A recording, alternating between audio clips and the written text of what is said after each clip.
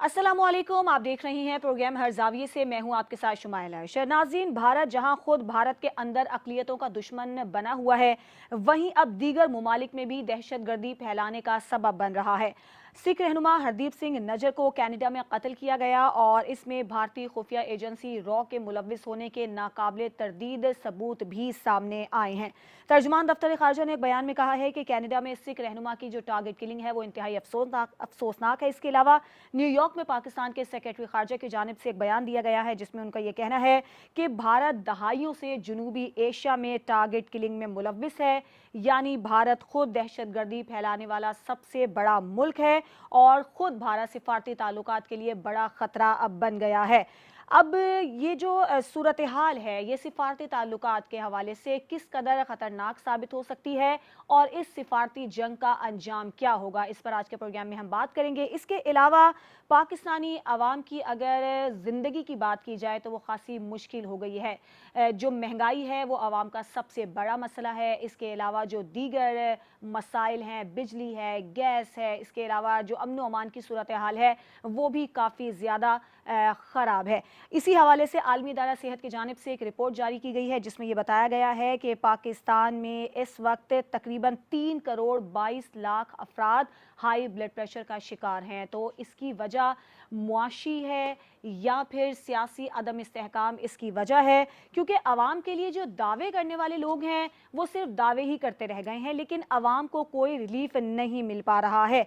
और तमाम तर जो हुकूमत की दावे हैं, कोशिशें हैं, दावे हैं, वो सिर्फ हवाओं में ही हैं, अवाम तक इनके समरात नहीं पहुंच पा रहे हैं। अवाम को तो खैर रिलीफ क्या देना था, बल्कि अवाम पर मजीद बोझ डालने की तैयारी की जा रही है।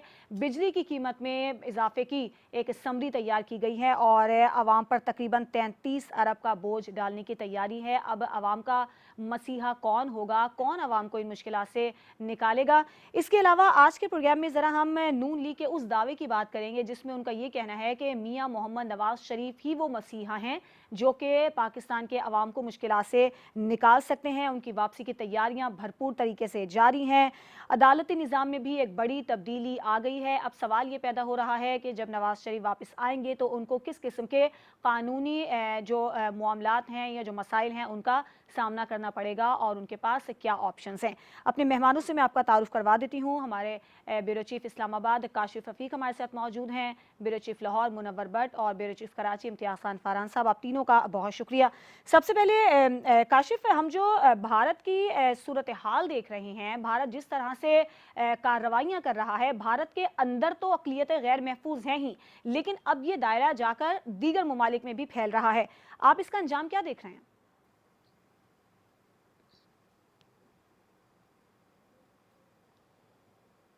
की फतह है, ये मैं इसलिए नहीं कह रहा कि एक सिख रहनुमा जो है उनको वहां पे कनाडा में हलाक किया गया और उनका कत्ल किया गया इसलिए कि वो अपने हक के लिए आवाज उठा रहे थे और पूरी दुनिया में फ्रीडम के लिए जो है मुख्तलिफ इलेक्शन का इनेकाद हो रहा था, रेफरेंडम का इनेकाद हो रहा था।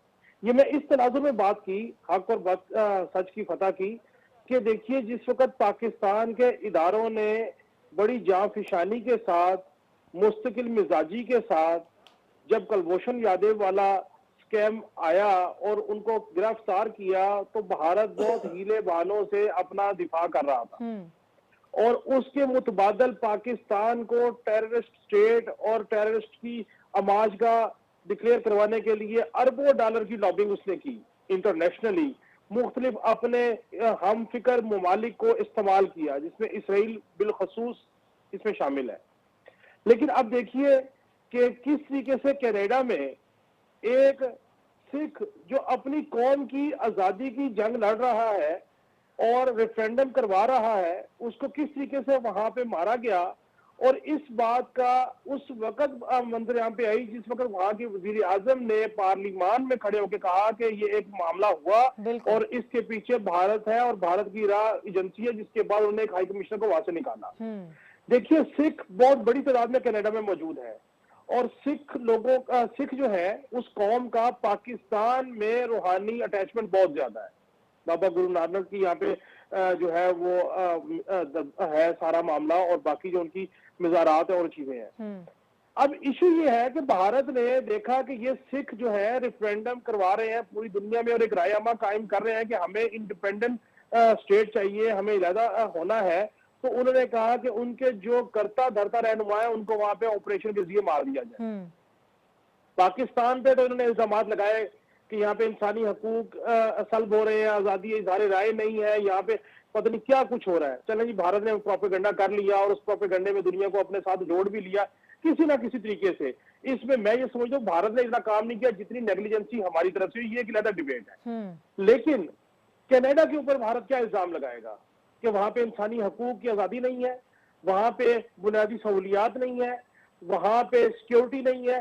सो कैनेडियन गवर्नमेंट ने इस मामले के ऊपर एक शदीद रद्दअमल दिया और शदीद रद्दअमल देती रहेगी। और कनाडा एक कमजोर मुल्क नहीं है, वो इस मामले को हर फोरम पे उठाएंगे, अक़वाम मुत्तहिदा में हर जगह पे उठाएंगे। मैं ये समझता हूँ बीइंग अ पाकिस्तानी, हमें इस मामले के ऊपर बिलखसूस और सिख जो ट्राइब है या जो सिख कौम है इनके साथ बिलअमूम हमें जो है वो इज़हार यकजहती करनी चाहिए और हमें इस बात के ऊपर बिल्कुल हकायक सामने लेके आना चाहिए कि भारत के बारे में जो लोग हम कह रहे हैं, हमारा मीडिया कह रहे हैं, हमारे तमाम अकाबरीन कह रहे हैं, हमारे इदारे कह रहे हैं, ये खुद इंसर्जेंसीज करवाते हैं, इल्जाम पाकिस्तान पे लगाते हैं। यहाँ पे अकलीतें महफूज नहीं है, यहाँ पे मज़ाहिब महफूज नहीं है, यहाँ पे जो आजादी की बात करेगा मोदी सरकार उसका गला काट देगी, भले वो इंडिया के अंदर है भले वो कनाडा में है। जो मकबूजा कश्मीर में हो रहा वो भी भारतीय सोच की अक्कासी करती है।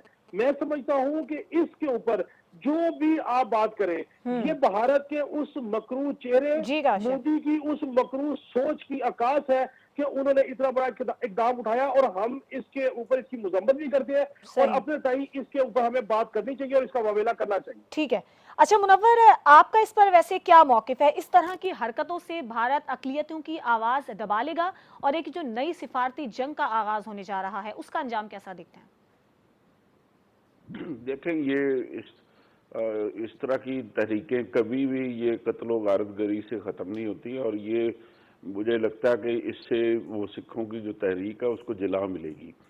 और ये पहले वो यूरोपियन कंट्रीज़ के अंदर बैठ के तो वो रेफरेंडम करवा रहे थे, अब और वो उनका एक इंडिविजुअल एक्ट लग रहा था। लेकिन जब से जस्टिन ट्रूडो उन्होंने इस मामले को पार्लियामेंट में उठाया और फिर उसके बाद भारत के साथ उसको इस मामले को टेकअप किया, तो ये मामला यहीं पे ख़त्म नहीं हो रहा, बल्कि अब जो ताज़ा तरीन इतलात ये हैं कि उन्होंने यूनाइटेड स्टेट्स से भी बात की है, ब्रिटेन से भी बात की है, ऑस्ट्रेलिया न्यूजीलैंड से भी बात की और उनको भी लूप में लिया कि ये पहले मामला भारत के अंदर सिखों के ऊपर मुजालिम का था, लेकिन अब ये उन्होंने कनाडा की जो सोइल है उसके ऊपर ये हमला किया और ये एक पर हमला सब पे हमला वाला मामला ये है। अगर ये भारत ने इस मामले में कनाडा के जो तहफ़्फ़ुज़ात हैं उसको दूर ना किया तो मुझे लगता है कि उसके ऊपर वो फिर सैंक्शंस के ऊपर भी जा सकते हैं और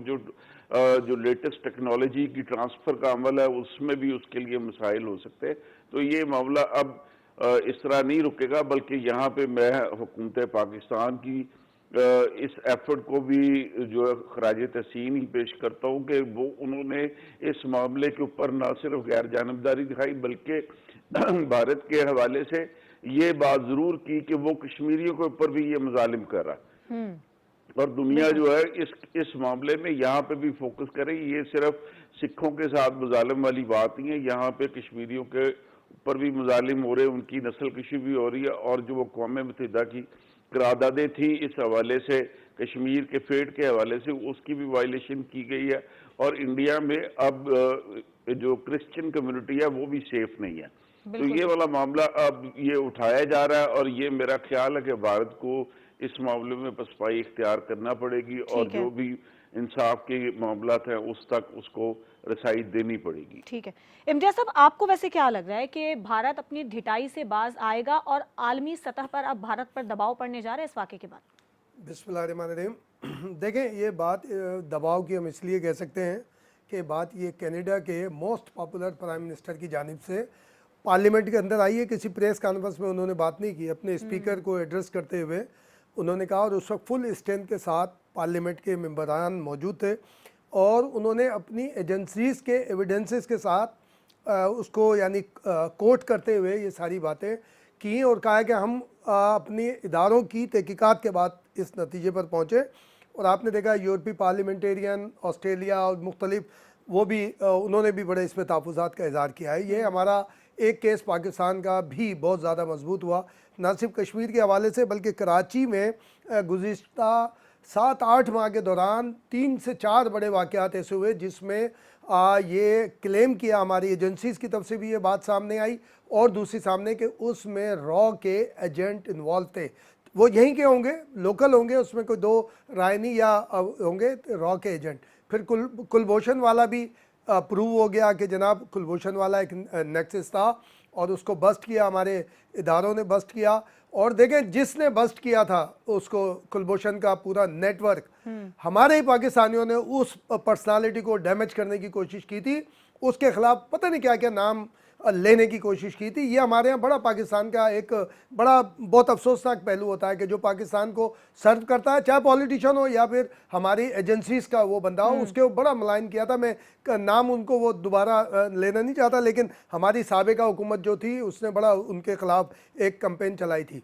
ये सारी चीज़ें हमारे साथ आई हैं। कल भी बिलावल भुट्टो ने इस बात को कहा कि हमारे फॉरेन डिपार्टमेंट को, जो फॉरेन मिनिस्ट्री है हमारी, जो वजारत खारजा है, वो डिपार्टमेंट को इस पर बहुत केयरफुली और बहुत अच्छे अंदाज में काम करना चाहिए। जो जो चीज़ें इस्टेब्लिश है कि जनाब ये सिर्फ अपने मुल्क के अंदर नहीं, इसका मतलब ये हुआ कि वो पूरी दुनिया में ना सिर्फ सिखों को बल्कि पूरी दुनिया, ये पहला वाक़या ये मर्डर का तो है, लेकिन जो कश्मीरी दुनिया भर में ख़ास तौर पे EU के अंदर जो एहतजाज करते हैं उनके हवाले से भी कई वाक़यात हो चुके हैं। एक दो पाकिस्तानी जो रिप्रेजेंट करते हैं पाकिस्तान को, ख़ास तौर पे कश्मीर डे के हवाले से, उनके ऊपर भी पर्सनल अटेम्प्ट हो चुके हैं। अभी ये भी हमने देखा था कि इससे पहले भी बहुत सारे सिख रहनुमाओं को इसी तरह से हुआ जहर दिया गया है, जहर दिया गया और फिर ये वारदात करते हैं। आप आई थिंक मैनचेस्टर में या बर्मिंघम में 1-1.5 साल पहले पाकिस्तानियों के हवाले से इंडिया ने पूरी एक कैंपेन चलाई थी। सारी चीजें, ये पाकिस्तान का एक केस मजबूत हुआ है, लेकिन जो अलहदगी वाली तहरीक है शुमाइला, उसे हमें ऑन रिकॉर्ड रखना चाहिए कि उसमें हमें बहुत केयरफुली आगे चलना चाहिए, क्योंकि उसके हवाले देखें, बाबा गुरु नानक का ना सिर्फ जन्मभूमि यहाँ पर है बल्कि उनकी समाधि भी यहाँ पर है, और जो बहुत अहम उनके जो तबर्रुकात हैं, जो उनके जो गुरुद्वारे हैं, वो भी पाकिस्तान के अंदर मौजूद हैं। तो इस हवाले से मैं ये कहता हूं कि ये मामला जो है इसमें हमें बहुत एहतियात से हमारे, और आज लाहौर में सिख रहनुमाओं की जानिब से एहतजाज भी किया गया और उन्होंने इस मामले को आलमी सतह पर उठाने का फैसला भी कर लिया है। अगेन सामने आया ना कि कश्मीर के हवाले से पाकिस्तान का मौक़िफ़। ठीक है, एक ब्रेक लेते हैं। ब्रेक के बाद जब हम वापस आएंगे तो आलमी दायरा सेहत की जानिब से एक रिपोर्ट सामने आई है जिसमें यह बताया गया है कि पाकिस्तान में 3 करोड़ 22 लाख अफराद हाई ब्लड प्रेशर का शिकार हैं। ऐसा क्यों है, इस पर बात होगी एक ब्रेक के बाद।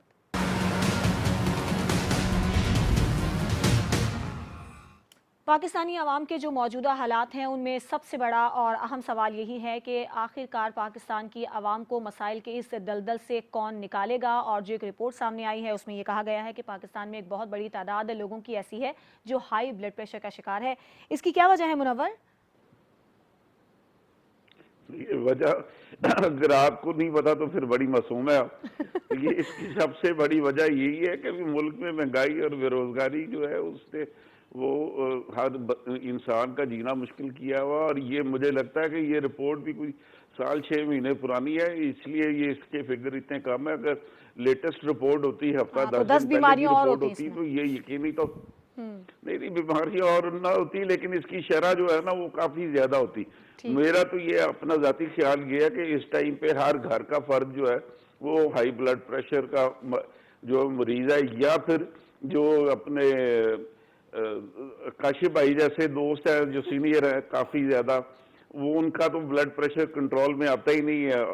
और फरहान साहब जैसे जो बुजुर्ग साफी हैं उनका ब्लड प्रेशर लो हो जाता है। तो ये वाला मामला तो है, लेकिन ये सिर्फ इसकी वजह सिर्फ ये महंगाई और बेरोजगारी और ये बिजली के बिल और ये गैस के बिल और उसके साथ जो अपना महदूद ज़राए आमदन है, ये सारी चीजें अभी एक आम आदमी के लिए जो कि मुनासिब तनख्वाह भी ले रहा हो तो उसको अपने घर का किचन चलाना जो है वो उसके लिए आसान नहीं रहा। तो खुदा करे कि भी हुकूमत को भी इस बात की समझ आ जाए कि वो नए नए हस्पताल और नई नई दवाइयों के टेस्ट करने की बजाय लोगों के रोजगार की इश्यूज को रिजॉल्व अच्छा करे मुनव्वर, और मेरे जहन में महंगाई ये सवाल आ रहा है कि इसके ऊपर हुकूमत के फोकस लोग करे हैं तो वो भी इस यकीन बीमारी में मुब्तला हैं या सिर्फ हम अवामी हैं? नहीं, जिन लोगों ने टेंशन देनी होती है वो टेंशन लेते नहीं है। तो ये मुझे नहीं लगता कि भी हुकूमत जो हुक्मरान हमारे जो है उनको इस तरह के मसाइल हो सकते हैं। अगर उनका ये मसला हुआ भी तो फिर उनके लिए उसकी वजह जो है वो मुख्तलिफ होगी और उनको ये मसला होगा कि वो अपने पैसे को किस तरह जो है वो बढ़ा सकते हैं या जितना पैसा छुपा बढ़ा सकते हुआ हैं, है हाँ। उसको बगैर हिसाब किताब के किस तरह चला सकते हैं। उनके लिए मसाइल और है, लेकिन मेरे और आपके मसाइल तो आम आदमी के साथ जुड़े हुए कि भी इस टाइम पे महंगाई ने हर आदमी को उसका जीना मुश्किल किया हुआ और सफेद पोशी का भरम तो अब पुरानी बात होगी। अब तो हर बंदा जो है वो देख रहा है कि कोई खुदा ही कोई मौजज़ा कर दे तो इस मुल्क के अवाम के ऊपर कोई रहम हो जाए थोड़ा सा। ठीक है इम्तियाज साहब, ये जो रिपोर्ट सामने आई है, अब जो मौजूदा हम बिजली की कीमतें देख रहे हैं उसमें मजीद इजाफा करने जा रहे हैं, 33 अरब का मजीद बोझ डालने जा रहे हैं, तो इसके बाद तो मेरे ख्याल से इसकी शरह और ऊपर जाएगी। देखिए शुमाइला, मैं बुनियादी तौर पे तो फेमिनिस्ट हूँ, लेकिन जब ये रिपोर्ट पढ़ रहे थे तो मैं अपने एक दोस्त से, डॉक्टर से डिस्कस कर रहा था, तो उन्होंने कहा यार ये बेगमात है सबसे बड़ी वजह ब्लड प्रेशर की। जो बाज़ औक़ात ऐसा जुमला कह देती है कि बंदा वैसी टेंशन में होता है और पता चला एक जुमला ऐसा आया कि उसका ब्लड प्रेशर और शूट कर जाता है। वो सारा देखिए कुछ फीसद होंगी चले। लेकिन ये है कि ये मजमूई तौर पे हम महंगाई के हवाले से कह सकते हैं, लेकिन बुनियादी तौर पे हमने अपने अंदर से टॉलरेंस बिल्कुल ख़त्म की हुई है। बिला वजह हर चीज़ को एक इशू बना के, महंगाई अपनी जगह होगी, ये आज नहीं है, महंगाई हमेशा से रही है। मेरे आपके माँ बाप के सामने भी थी, मेरे आपके तो हम तो बड़ा कम बच्चे खुशहाल घराना वाले चक्करों में पड़ते हैं ना, तो उस वक्त तो 8-8 10-10 बच्चे पाले, तो वालिद साहब को या दादा को, नानी दादा, देखे आमदनी भी कितनी थी, आलू 120 तो नहीं थे, हुजूर उस चिकन वक्त 600 आमदनी तो नहीं कितनी था। थी। मेरे नाना तो उस वक्त बताते थे कि उन्हें 1.5 रुपये महीना तनख्वाह मिलती थी। हमने ननियाल में परवरिश पाई। वालिद मेरे जब अर्ली उनका इंतकाल हुआ, बिजनेसमैन थे, डेयरी फार्म सारे, उस वक्त तो बहुत महदूद आमदनी भी इसी तरह होती थी, ऐसा नहीं है कि बहुत बड़ी आमदनियाँ होती थी। बात यह है कि हमने कनात पसंदी छोड़ दी है, हमने ऐसा लेविश अंदाज में घूमे कि गरीब से गरीब के घर में बच्चे की कोई तकरीब होनी हो तो वह बैठ के ये तय होता है कि मीठे में कम से कम 2 होने चाहिए, खाने में 3-4 चीज़ें होनी चाहिए। महंगाई सारी अपनी जगह, लेकिन हमने कनात पसंदी भी छोड़ दी है। लेकिन अब तो हमने आपस में मुश्किल हो गया है शुमाइला, लेकिन महंगाई वजह नहीं है। मैं नहीं समझता कि सिर्फ महंगाई वजह है। हम एक दूसरे से गुफ्तगू नहीं करते। अगर वाइफ कभी कोई बात करती है तो हम झड़कना पसंद करते हैं और जाके कहीं बैठ जाते हैं। मियाँ बीवी से बात करने को तैयार नहीं है, अपने बच्चों के साथ बैठने को तैयार नहीं है। जब मैं ये बात कर रहा था, मुझे एक क्लिप भेजा उन्होंने, डॉक्टर साहब ने, उन्होंने कहा यार इसको तुम वो करो, वो ये काफ़ी चल रहा है उसमें कि बच्चे, बोला बच्चों से गुफ्तगू कर रहे हैं, छोटे छोटे बच्चे 6-6 माह के, 8 माह के, साल का, स्माइल, उसका स्माइलिंग फेस, उसका यानी जिद करना, उसका रोना किसी के साथ करना, कि महंगाई हमारे लिए बुनियादी मसला है। लेकिन इसको हमें फेस ब्लड प्रेशर से तो नहीं करना ना, हमें इसको हम कैसे चले। मैं सिर्फ ये कहता हूँ, सिर्फ तनख्वाहदार तबके के लिए महंगाई है।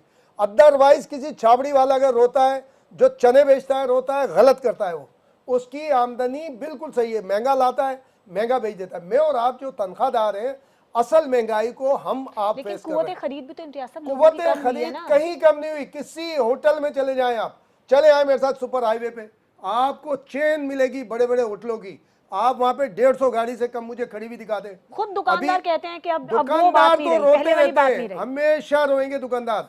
आप उनके घरों के हालत देखें जाके, जिसके पास एक दुकान थी तारिक रोड पे, मेरे 3 दोस्तों की दुकान है, एक दुकान 3 लाख रुपए महीने पे किराए पे दिए उसने।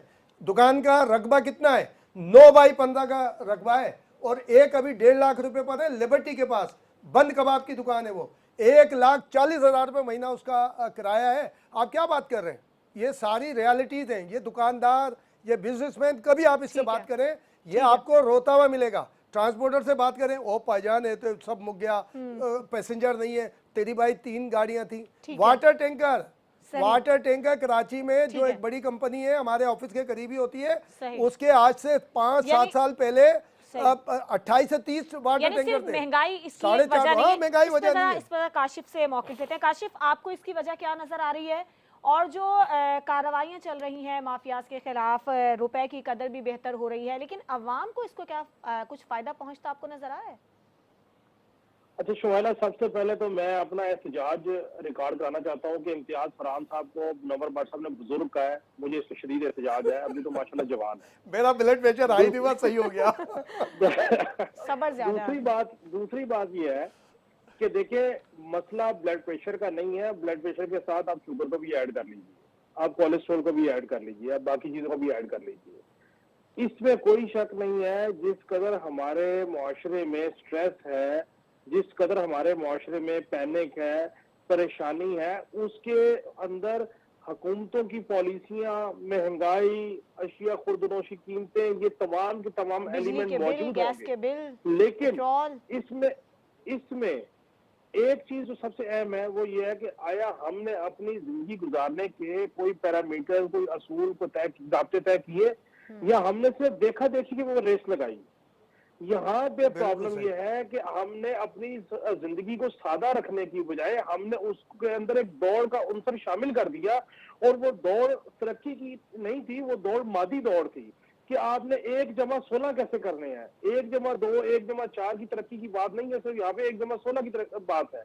अगर हम अपनी जिंदगियों में सादगी को, तहम्मुल को, सब्र को ले आए, तो मैं ये समझता हूँ कि हमें अद्वियात की जरूरत ना पड़े। दूसरी बात यह है कि यहाँ पे जो फार्मास्यूटिकल इंडस्ट्री का माफिया है, उसने बड़ी स्मार्ट तरीके से अपनी अद्वियात को बेचने के लिए आवाम को बिला वजह दवाइयों का एडिक्टेड बना दिया। यानी कि ये तय कर लिया गया कि इस रेंज से ऊपर आपको ब्लड प्रेशर है, और इस रेंज से ऊपर आपको शुगर है, और इस रेंज से ऊपर आपको कोलेस्ट्रॉल है, और वो सिर्फ और सिर्फ दवाइयों से नीचे आएगा। वो ग़िज़ा से, वॉक से, एक्सरसाइज से, पॉजिटिविटी से, पॉजिटिव एक्टिविटी से नहीं होगा। सो मैं ये समझता हूँ कि हमें अपनी जिंदगियों का तरीकाकार भी तब्दील करने की जरूरत है, और उसके बाद इसमें कोई शक नहीं है, महंगाई मौजूद है। महंगाई अवाम की वजह से नहीं है, महंगाई मुआशरती रवैये की वजह से है। देखिए, अगर हुक्मरान पॉलिसियां बना रहे हैं, तो क्या हुक्मरान जाके लोगों को कह रहे हैं कि आप जाके जखीरा अंदोजी करें? हर गली मोहल्ले में आप उठा के देख ले, बजट से पहले हर बंदे की कोशिश है सिगरेट को जखीरा कर लो, डॉलर को लेके रख लो, चीनी को लेके रख लो, आटे को लेकर रख लो कि 200, 150 महंगा बिकेगा। ये हमारे रवैये हैं कि हम इस पे तय ही नहीं कर सके कि जखीरा अंदोजी करने वाला हम में नहीं है। ये हुजूर सल्लल्लाहु अलैहि वसल्लम का फरमान है। बिल्कुल। हम ये नहीं माशरे की तरबियत कर सके कि हमें सादा जिंदगी के ऊपर अपने आप को जो सा वो लेके चलना है। हमारी ख्वाहिशात इतनी लामहदूद हो गई कि उन ख्वाहिशात को पूरा करने के लिए जब हमने स्ट्रगल शुरू की, कोशिश शुरू की, तो उसमें हम अपनी सेहत का कबाड़ा कर गए। आप मुझे बताइए कि क्या अपनी सेहत के लिए कोई वॉक करने को तैयार है, कोई एक्सरसाइज करने को तैयार है, कोई खुराक सादा करने को तैयार है? नहीं जी। हम सिर्फ और सिर्फ एक बात का रोना रो रहे हैं कि महंगाई ने मार दिया, बिजली के बिलों ने मार दिया, गैस के बिलों ने मार दिया। बिल्कुल ठीक है, इससे किसी को डिनाइल नहीं है, लेकिन मुआशरत और मुआशरे वो खड़े होंगे अखलाकियात की बुनियाद पे। बिल्कुल ठीक। वो खड़े होंगे तमाम चीजों की कलेक्टिव विजडम से। ऐसा नहीं हो सकता कि मुआशरे का हर बासी अपने टाइम दूध में पानी डाले, बेईमानी करे, मिलावट करे, जखीरा अंदोजी करे, और हम हुक्मरान साफ पाक पारसा बिठा दे और वो सारे काम कर दे। अब आप देखिए कि जो आज क्रैकडाउन हो रहे हैं, ये क्रैकडाउन जो उनसे ये पहले क्यों नहीं हुए? ये क्रैकडाउन इसलिए नहीं हुए कि लोगों ने कहा कि कोई पूछने वाला नहीं है, दिहाड़ियां लगा लो जैसे लग सकती हैं, सूद पे माल बेच लो, जखीरा अंदोजी कर लो। अब अगर इनको आप मुस्तकिल बुनियादों पे इन कार्रवाइयों को जारी रखते हैं और लोगों को पकड़ते हैं और लोगों को सजा सुनवाते हैं, अदलिया इसके ऊपर प्रेशर की बगैर हकायक पे फैसले करती है, तो मुझे आप बताइए कि कल कौन है जो ये कहेगा कि मैं जेल के पीछे जाऊं? कौन है कहेगा मैं गलत करूं? तो फिर भी तो लोग अपने वसाइल को महदूद करेंगे। हमारा प्रॉब्लम यह है कि मुआशरे का बिगाड़ इस कदर हो चुका कि मुआशरे को वो बात तो बिल्कुल ठीक है कि मुआशरती रवैये तो बहुत ज्यादा अहम है, लेकिन हमें ये बताइएगा कि वजीर आजम के पास एक समरी गई थी जिसमें उन्हें कहा गया था कि जो सरकारी मुलाजमीन है उनको मुफ्त बिजली फराहम की जा रही है, जिस पर उनकी जानिब से मना कर दिया गया। सहूलत उनको मिल रही है? देखिए, मैं आपको एक बात बताऊं, ये बात सिर्फ वापडा के एम्प्लॉयज के ऊपर नहीं होती। या तो फिर आप एक चीज तय कर लीजिए कि सुई गैस के मुलाजमीन को अगर आप कोई फ्री फैसिलिटी दे रहे हैं आप बंद कर दीजिए, बिजली वालों को बंद कर दीजिए, रेलवे वालों को बंद कर दीजिए, पीआईए वालों को बंद कर दीजिए, सबको बंद कर दीजिए। कहीं कोई सब्सिडी नहीं होगी, गवर्नमेंट आपको पे कर रही है और आप जाके खरीदिए, ठीक है। कोई डिस्क्रिमिनेशन नहीं है। यहाँ प्रॉब्लम ये है कि वो क्यों नहीं करते हैं, वो इसलिए नहीं करते हैं कि यहाँ पे तो सारे का सारा वापडा एहतजाज पे खड़ा हो जाएगा और आपकी बिजली बंद हो जाएगी। यहाँ पे पीआईए के लोग स्ट्राइक पे आ जाएंगे, रेलवे के स्ट्राइक पे आ जाएंगे, गैस के स्ट्राइक पे आ जाएंगे। मैं शुमाइला आपके तवज्जो से एक और बात आपको बताऊं, आप कराची, लाहौर, इस्लामाबाद, 3 बड़े शहरों में, मेरे दोनों कोलीग शायद इस बात से एंडोर्स करेंगे, आप देखिए जो सरकारी अफसरान को, सरकारी मुलाजमीन को जो रिहाइशें दी गई हैं, वो ऐसी प्राइम लोकेशन पे है कि अगर आप उनको प्राइवेटली पेश दें या उनको लीज आउट कर दें तो आप खरबों रुपए कमा सकते हैं। लेकिन वो उनकी जो हाउस रेंट की मद है, यानी कि एक ऑफिसर का हाउस रेंट है 32,000 या 40,000 और उसके बदले में वो 2 कनाल की प्राइम लोकेशन की कोठी जो है वो लेके बैठा हुआ है और वो उसको उससे एंजॉय करा 25 साल 30 साल के लिए। अब हम ये भी नहीं करने को तैयार। मेरा मामला ये है कि आपने जिस वक्त मुल्क के बिगाड़ को, इकोनॉमी को ठीक करना है तो फिर आपको खुद सादगी को अपनाना होगा, आपको अपने अल्ले तल्ले छोड़ने होंगे, आवाम खुद ब खुद आपके साथ खड़ी हो जाएगी। काशिफ, बात वही है ना कि जैसी आवाम फिर वैसे हुक्मरान है। एक ब्रेक का टाइम हुआ है।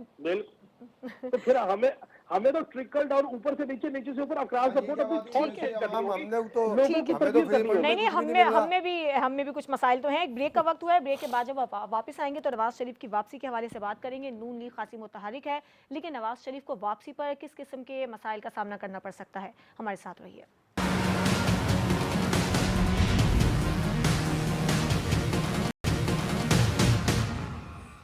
Welcome back. अब हम बात करेंगे एक बड़ी वापसी के हवाले से। नून लीग का दावा यह है कि नवाज शरीफ ही वो मसीहा हैं जो वापस आएंगे तो आवाम को मुश्किलात की दलदल से निकाल लेंगे, लेकिन जब वो वापस आएंगे तो कुछ मुश्किलात उनके लिए भी यकीनन होंगी। इम्तियाज साहब क्या कहेंगे?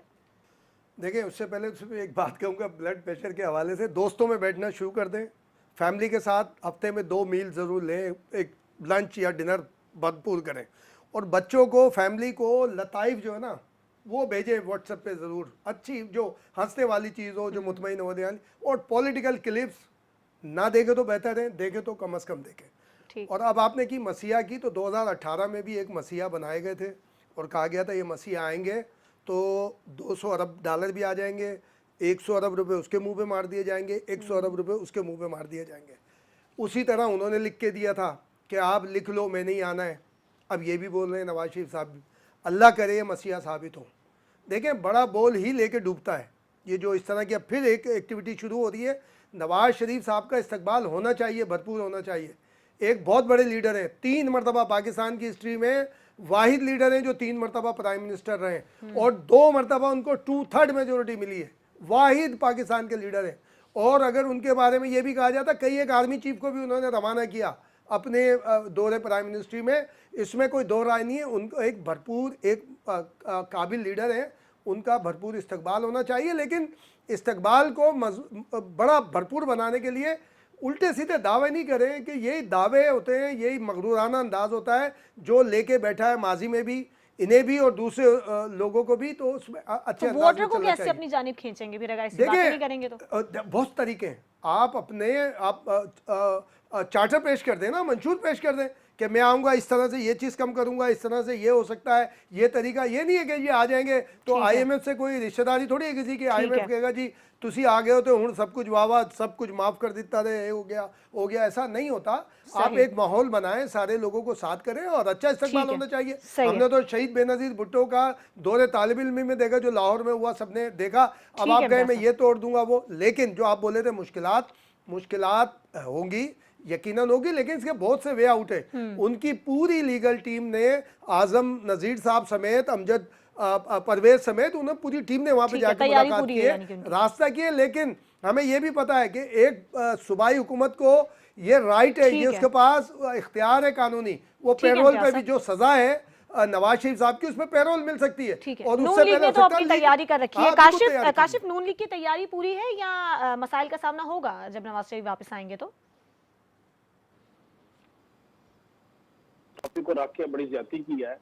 अगर हमारे भाई मोहतरम मुनव्वर भट्ट साहब खुश हो रहे हैं कि उनके कायदे मोहतरम वापिस आ रहे हैं अल्लाह अल्लाह करके, तो आप रोजाना ये टॉपिक पे डिस्कस करेंगे और उसमें चीजें निकलेंगी, क्रिटिसिज्म होगा, तो ऐसे उनकी खुशी मान पड़ेगी। तो आने दीजिए, खुदा करे आए वापस, आके मुल्क की इकॉनमी को संभाले, आवाम को रिलीफ मिले। हमारी तो जाती प्रकाश किसी से नहीं है।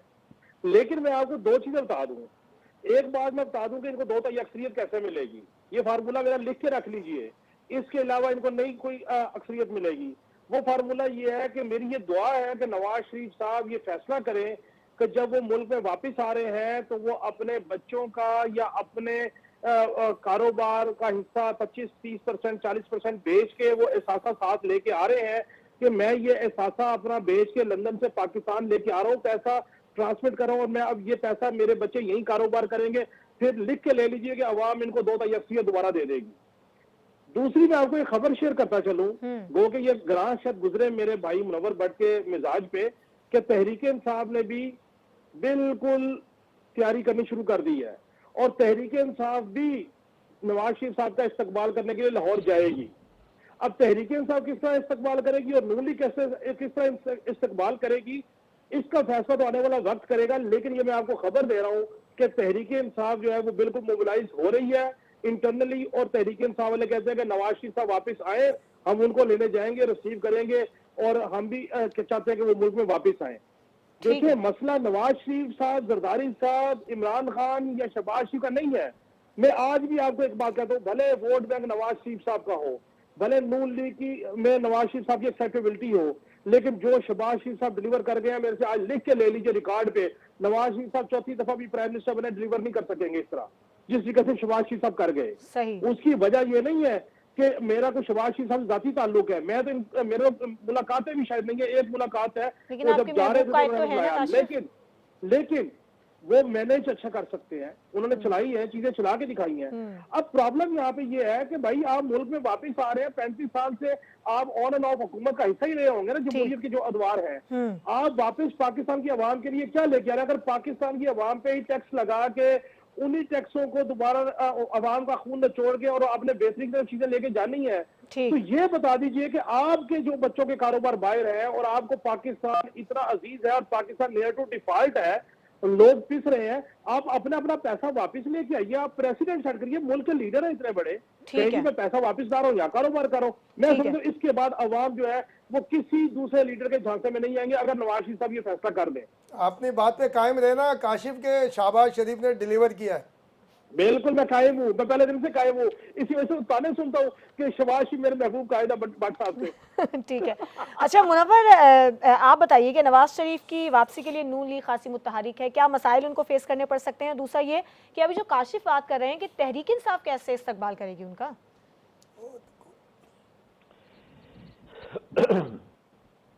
नवाज शरीफ को किसी किस्म का कोई मसला नहीं है। उन्होंने जो हमारे तक इतलात पहुंची है, लाहौर एयरपोर्ट पे लैंड करने के बाद वो चॉपर के जरिए मीनार पाकिस्तान जाएंगे और वहाँ पे बड़ा जलसा हम जो है उससे खिताब करेंगे और वहीं पे वो अपने आइंदा के जो मंसूबे हैं, जो अवाम को रिलीफ देने के हवाले से, उनके ऐलानात करेंगे। और दूसरी बात जो आपने की है कि पीटीआई वाले भी इस्तकबाल करेंगे। पीटीआई वाले पहले अपने जो 9 मई के मुकदमात हैं उससे जान छुड़ा लेंगे तो फिर वो जरूर किसी ना किसी का इस्तकबाल करने के लिए की पोजीशन में होंगे। फिलहाल तो इस तरह की सूरत हाल नहीं है कि वो 9 मई के जो मुकदमात थे उसमें उनकी जान छूट सके, बल्कि अभी तो ये आया कि जो 9 मई के मुकदमात में मुलव्वस थे, इंक्लूडिंग चेयरमैन साहब, इन सब के खिलाफ दहशत गर्दी के साथ साथ मुल्क से गद्दारी की दफात भी लग गई है 120। तो ये वाला मामला, तो ये मेरे भाई ने आज अपनी दिल खोल के भड़ास निकाली है, तो मैं इस बात पे खुश हो रहा हूँ कि चलो किसी तरीके से मेरा भाई खुश तो हुआ।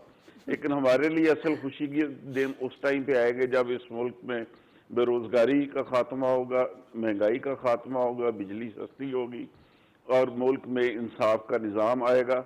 और इंसाफ वो चेहरा देख के नहीं होगा बल्कि केस देख के होगा। तो ये वाली चीज़ें तब होंगी।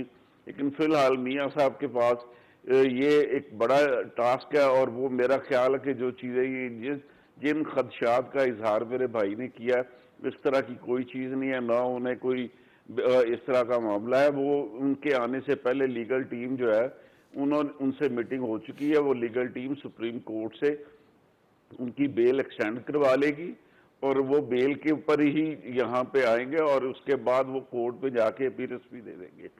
तो एक ही मुकदमे में उनका मामला रह गया जिसमें उनको 10 साल की वो सजा हुई थी, बाकी 2 मुकदमा तो उनके वो सूबाई खत्म हो हुकूमत पैरोल भी दे गए। एक सकती में है। उनको कोर्ट ने बरी कर दिया था, दूसरे में उनको 5 साल की सजा हुई थी और 5 ठीक है। साल का अरसा कमोबेश सजा का वो पूरा हो चुका है। और बट साहब ये तो भी अब चल रहा है कि लेकिन ये सूबाई इनकी हुकूमत आमद- पैरोल भी दे सकती है, लाइक आगा सिराज दुर्रानी साहब देखें कि वो ये- अरेस्ट है, मैं- नेब कस्टडी में है, वो सूबाई हुकूमत ने नहीं, उन्होंने नहीं, पैरोल दिया गुजारिश हुआ है। ये है कि वो नहीं, गुजारिश ये है कि वो बेल पे गए थे और वो बेल जी, जी। उनकी वो खत्म नहीं हुई। जी जी वो बिल्कुल बिल्कुल वापस सही है। आके उन्होंने कोर्ट में सरेंडर करना, तो उनके हाँ पास बिल्कुल सही बेल कह रहे हैं। ये मौजूद बात सही है, बेल पर जब- वो ठीक है। तो बेल पर ही इसलिए गए। वो पेरोल वाली बात जो है ना, वो कोई इस तरह का हाँ, मामला ठीक है, नहीं है। ये वो बात बेल ठीक पे है, गए ये थे, बेल बेल वाली पे तो आ रहे हैं बेल और वो बेल पे ही अदालत में वो सरेंडर करेंगे अपने आप ठीक है, को। ठीक है। मैं आप तीनों का बहुत शुक्रिया अदा बहरहाल करना चाहूंगी। मेरी तो ये ख्वाहिश है कि वो जो भी हो मुल्क के लिए अच्छा हो, बिल्कुल। अवाम के लिए आमीन, रिलीफ आमीन। हम सबकी भी यही ख्वाहिश है। मैं आप तीनों का बहुत शुक्रिया अदा करना चाहूँगी और बात बिल्कुल ठीक है। अवाम के लिए अब हकीकी मानों में मसीहा वही है जो कि अवाम को मुश्किलात के दलदल से निकाले। आज के प्रोग्राम से इजाज़त दीजिए। अल्लाह हाफ़िज़।